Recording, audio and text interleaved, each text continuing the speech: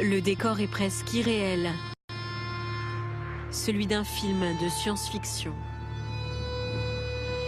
Nous sommes quelque part dans le désert du Nouveau-Mexique, au sud des États-Unis. Dans des containers comme celui-ci, des soldats font la guerre, à distance. Il leur suffit d'appuyer sur un bouton pour qu'un autre être humain meure, à des milliers de kilomètres en Afghanistan ou ailleurs.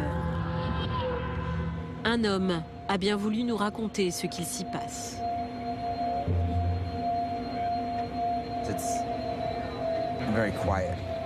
C'est très calme. Il y a comme un bourdonnement venant de l'ordinateur dans le fond. Tu es assis, tu regardes, tu attends, et tout se ralentit. Et puis ma main me fait mal, à force de tenir le manche qui dirige le laser.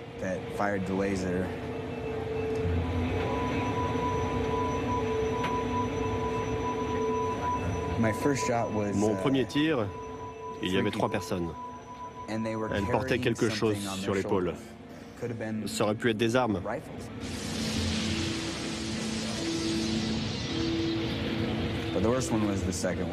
Mon plus mauvais souvenir, c'est le deuxième tir. Notre cible, c'était un bâtiment. On nous a donné l'ordre de tirer. On a tiré. Il ne restait que quelques secondes avant l'impact. 5 secondes. Et puis un enfant a surgi à l'angle. Le bâtiment s'est effondré. On a observé la scène. Regarder les gens venir parmi les ruines, récupérer des morceaux de corps.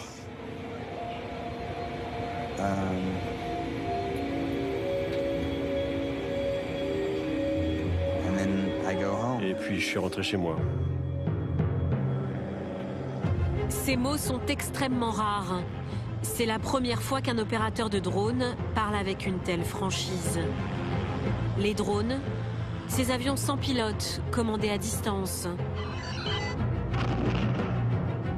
Ils sont devenus l'arme de prédilection de Barack Obama dans sa guerre totale contre Al-Qaïda. Dans la plupart des cas, il s'agit de frappes très précises contre des membres d'Al-Qaïda et sa nébuleuse. Une guerre téléguidée, sans frontières, supposée sans risque. Sans risque pour qui? Avec quelle transparence? Combien de victimes silencieuses et sans visage?